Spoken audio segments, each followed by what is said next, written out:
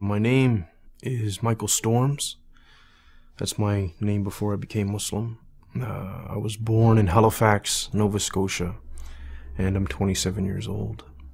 My name after I became Muslim is Muhammad Islam. My childhood was very difficult. My family, I came from a very violent background. My family are criminals, you could say. Very bad people. So that was my upbringing. Crime and violence, drugs, things like this. I don't know my father. My father left when I was 2. My mother deported him back to the States. And it was me and my 2 sisters with my mother. And then there's my uncles and my cousins, and they're kind of like always living where we were living. And it's a really tight-knit family, right? With relation to bad stuff. I thought the world was a very negative place because of my family, and like you were saying, because of the environment. I didn't see too many positives. So, and you could also say that my family kind of restricted my access to other things. They wanted me to do things with them. So it reinforced that there's nothing good going on, right?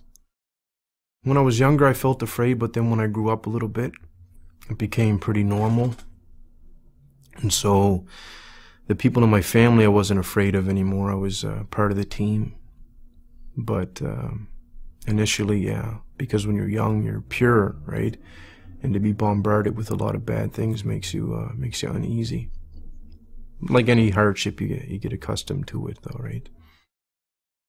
When I was about 8 years old, I would go to. This was very, very rare. This is before I started doing other things for money. I would go to a bakery called Paradise Bakery, right? And I would wash dishes for hours on end, but I was too young to be paid money. So what Norris would do is he would pay me in food, some bread and jam and dates and little sweets and stuff like this. And I would go home and feed my 2 sisters that because my mother would be off doing some other crime, or she'd be in jail or something like this, right? Or I'd be out all night collecting recyclables so I can come home and feed my sisters in the morning. When you see that you haven't eaten for a couple days, you know, and there's nothing, so you have to try to do something to feed yourself and feed your family, right? So my other family wouldn't really take care of us. I started my little career when I was 14, you could say. And I was never close enough with too many people to say that I had friends that I could call on. I never really trusted anybody. And school wasn't for me. I never finished school. I didn't have time for it. It didn't appeal as much as what I was doing appealed at the time. I would rob, steal a lot of things, and assault people, things like that. I was never alone, but I felt lonely, right? So I felt like there was like a void, something missing. I don't even like recalling the past, but it's okay for the interview, right? So a lot of the crimes that I would do just for the sake of wanting to do it, boredom.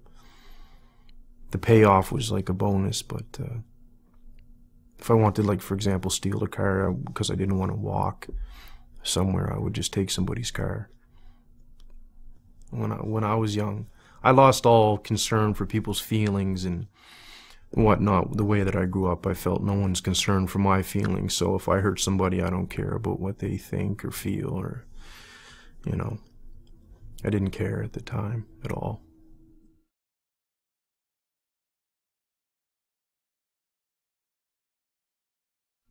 I was in my cell. It was towards the end of my sentence. I was just about to get out. And I didn't want to. I wanted to do something else. I didn't want to continue being bad, you could say.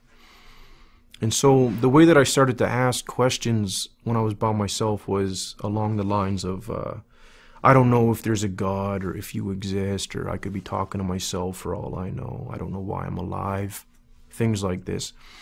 But if there's a reason why I'm alive, or if I'm not talking to myself and there is a real creator, as people would call it, can you show me why I'm alive? And then I would just talk and say, for example, I stressed the point that I needed it to be shown to me because I didn't trust anybody, let alone somebody telling me about God, right? I had a brother named Ahmed talk to me about Islam initially, but again, he told me so I didn't believe him. And he would mention things like heaven and hell, and I didn't believe what he was saying until I had a dream of both the places. And even then I was being resistant. I was like, maybe that was a fluke and this and that, right? I had a dream of the Prophet Muhammad, peace be upon him.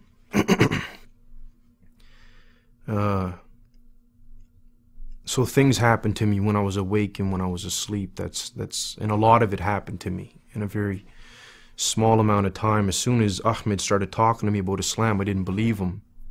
Allah already knew that I wouldn't believe him, but that was like Islam, Muhammad, Allah, and it's like whatever.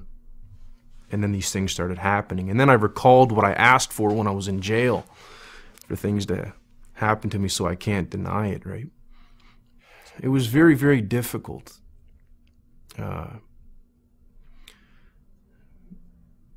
Doing what somebody else wanted you to do. It was so difficult for me, right? Even God. You know, I struggle with it even today. It was very, very, very difficult. And I went into the masjid and I sat down, and actually I sat down I was on my knees and just sitting back like people do when they're finished for the prayer. And I just started crying, right? And I was crying and crying and crying and crying and crying and drooling. I couldn't control myself, right? So it was like 20 years of betrayal and stress, violence and anger and all these things built up, and then it's like Allah allowed me to just get rid of it all. And I cried for a very, very, very, very, very long time, right? And I mean, I couldn't move, right? I was just crying.